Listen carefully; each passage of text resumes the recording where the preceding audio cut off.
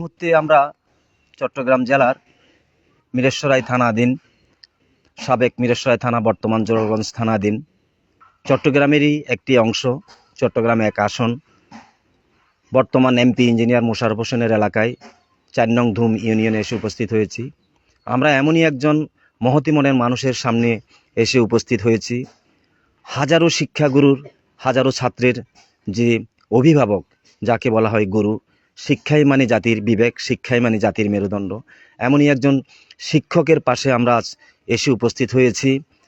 আসলে এমনই বিবেকহীন কিছু কর্মকাণ্ডের কারণে আজকে আমাদের দেশ ও জাতি প্রায় ধ্বংসের মুখে পড়েছে। এমনই একজন শিক্ষক দীর্ঘ ৩০টি বছর শিক্ষকতা শেষ করেও পেনশন জটিলতায় পড়েছেন, কেবলমাত্র স্কুল সার্টিফিকেট এবং রেজিস্ট্রেশন জটিলতার কারণে।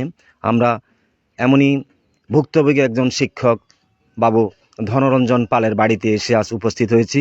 দৈনিক আজকালের দর্পণ এবং দর্পণ টিভির বিশেষ প্রতিবেদনে আমরা মুখোমুখি হতে এসেছি শিক্ষক, ভুক্তভোগী শিক্ষক বাবু ধনরঞ্জন পাল। আচ্ছা, আপনি যে এখানে কোন স্কুলে আপনি শিক্ষকতা করেছেন? ধুম আমানুল্লাহ প্রাথমিক বিদ্যালয়। ধুম আমানুল্লাহ প্রাথমিক বিদ্যালয়। আপনার সমস্যাটা কি? আমার সমস্যাটা হলো যে শুধু বয়স নিয়ে সার্টিফিকেটের। বয়স নিয়ে সার্টিফিকেট? সার্টিফিকেট তো কোনো জটিলতা নেই। সার্টিফিকেট অন্য কোনো জটিলতা নাই, যেহেতু বয়স ভুল হয়েছিল বলে আমি এটার এফিডেভিট করেছিলাম ম্যাজিস্ট্রেট কোর্ট থেকে। জি জি জি, হ্যাঁ। 1980 সালে। আপনার সাথে যে আপনার কি কোনো সার্টিফিকেটের তাহলে কোনো জটিলতা দেখা যাচ্ছে না? না, অন্য কোনো জটিলতা নেই, শুধু এটাই। আপনার সার্টিফিকেটে কোনো জটিলতা নেই? না। এখন আপনার পেনশন আপনাকে দিচ্ছে না কেন? আপনার পেনশন কি সমস্যা? ওনারা বলছে আমি এফিডেভিট এটার সরকার টাইম দিছে, কইছে মানে এর আগে করবার লাগে। আপনি চাকরিতে জয়েন করছেন কত সালে? আমি জয়েন করছি 23/3/86 ইংরেজিতে। 23/3/86 ইংরেজি। আপনি আপনার চাকরির মেয়াদ তখন কত বছর পরে আপনি রিটায়ার গ্রহণ করছেন? আমি প্রায় 30 বছর। 30 বছর আপনি শিক্ষকতা। আপনি কি সহকারী শিক্ষক ছিলেন? সহকারী ছিলাম। আপনি ধুম আমানুল্লাহ প্রাথমিক সরকারি প্রাথমিক বিদ্যালয়ের আপনি শিক্ষক, তৃতীয় শিক্ষক। তৃতীয় শ্রেণীর শিক্ষক। দীর্ঘ 30 বছর শিক্ষকতা করার পর আপনি আপনার পেনশনের টাকা পাচ্ছেন না। এটা কেন পাচ্ছেন না?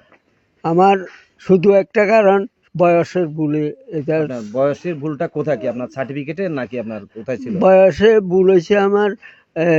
আমি যে আমার বয়সটা এফিডেভিট করছি বা ইয়ার আগে, এটাতে ভুল ছিল। মেইন সার্টিফিকেটে বয়সটা ভুল ছিল, আর সবকিছু ঠিক আছে। তো এটা রেজিস্ট্রেশন আমরা যতটুকু দেখেছি আপনি পাকিস্তান পিরিয়ডে আপনি এসএসসি পাস এসএসসি পাস করেছিলেন। সেখানে আমরা এসএসসি পাসের সনদটা কত ছিল তখন? তখন ছিল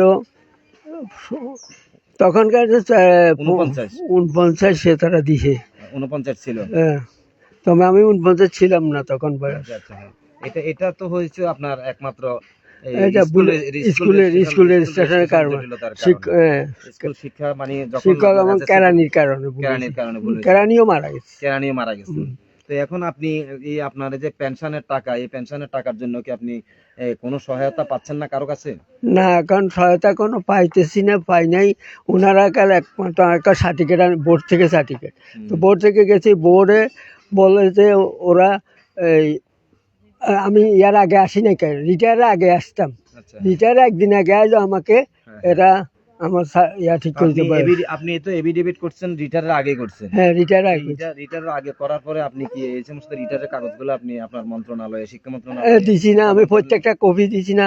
আমি থানাতে পাঠাইছি, এরা পাঠাইছে, চট্টগ্রাম পাঠাইছে না, এটা ঢাকাতেও পাঠাইছে না। আপনি যেখানে আছেন আপনার তো এখানে একটা শিক্ষা অফিস আছে, শিক্ষা অফিসার বা শিক্ষা অফিসার, এখানে আপনি গেছেন কিনা শিক্ষা অফিসারের কাছে? শিক্ষা অফিসারের কাছে উনি তো চেষ্টা করছিল, উনার দ্বারা পারে নাই। উনি একটু চেষ্টা করছিল, এটা তো একটা সমস্যা বাঁচে গেছে।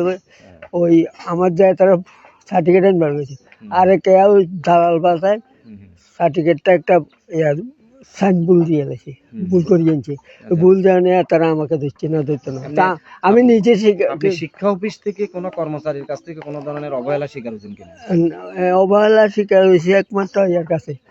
এই সরকারি এখন বর্তমান আমার যে সহকারী আছিল উনি ক্লার্ক। ক্লার্ক, উনি ওনার নাম কি? ওনার নাম সজল চৌধুরী নাকি সজল চৌধুরী। হ্যাঁ, সজল। উনি কি বলে? উনি কি সমস্যা? উনি আমার এখন অন্য কিছু চাইছেন, আমাকে শুধু আমার সার্ভিস বইটা নম্বর কত তারিখ আমি তখন তো এগুলা রেকর্ড করে রাখিনি, তখন আমি এটা নোট করে রাখিনি রিটায়ারের সঙ্গে রেখে। অনেক এরা ভুল দিয়েছে না, আমি তো করতে চান যে কাজকর্ম করেছি তাও খেয়ে করছে, অনার জিনিসটা দিতেছে না, এই সজল দিতেছে না। এবং হেড অফিসকে বলছি, হেড অফিস করে সজলতুন এটা আনলি, সজলতুন তোমার কত ওই জিনিসটা কি আপনার তারিখ এবং সার্ভিস ওই নম্বর, এই জিনিসটা আনলে আমরা আপনি ওই হেড অফিস থেকে শিক্ষা অফিসারকে এটা জানাছিলেন? শিক্ষা অফিসার ক্লার্কের হেড ক্লার্ককে জানাছিলাম, নূর মোহাম্মদকে জানাছিলাম, উনি নূর মোহাম্মদ। উনি বলছে এখান থেকে যদি আপনার এটা মিশ্র থেকে আমি এখানে বার করে দিতে। আপনি মিশ্র অফিসে গেছিলেন? গেছি। উনি কি বলছে? উনি দিত না। কেন দিবেন? উনি ওই কদে আমি আগে একটা করছিল, বলেছিল ভুল হয়েছে আর ওই এরা আমার সার্টিফিকেটটা আনি দিব কেছে পড়ছি, ও যে আনছে সব যা ভুল সাইন ভুল আনছে। আপনি তো এভিডেভিটও করছেন? হ্যাঁ, এভিডেভিট করার পরও কি আপনার কাগজপত্র এখনো জটিলতা আছে? এই জটিলতা আর কিছু নেই।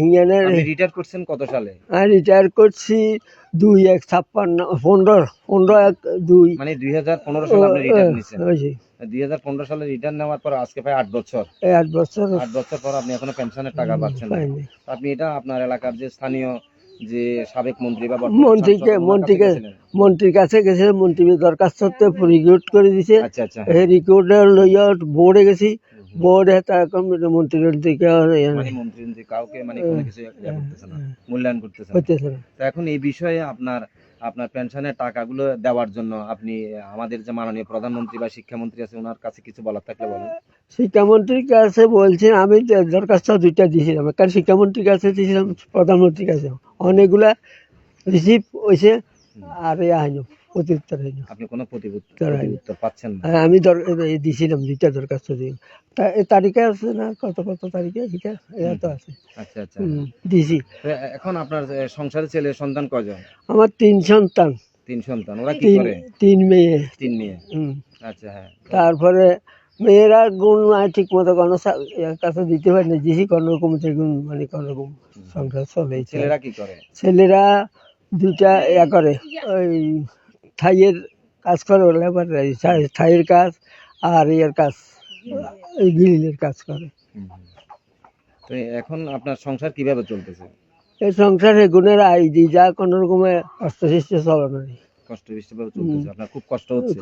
মানে আপনি পেনশনের টাকাটা পাইলে আমার মোটামুটি তো, এবং আমি কন্ডারগঞ্জ লাইন তখন তিনি দিতাম এত বছর যা। আচ্ছা আচ্ছা।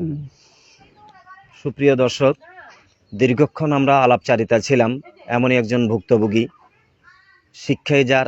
শিক্ষায় দেওয়া যার একান্ত কর্তব্য, যার শিক্ষা নিয়ে এই সমাজের ছাত্ররা গড়ে ওঠে, সমাজটাকে গড়ে তোলে, এমনই একজন শিক্ষামনের মানবগুরু যার বাড়িতে এসে আমরা পৌঁছেছি, সেই বাবু ধনরঞ্জন পালের দীর্ঘক্ষণ আলাপচারিতা আমরা এখানে ছিলাম।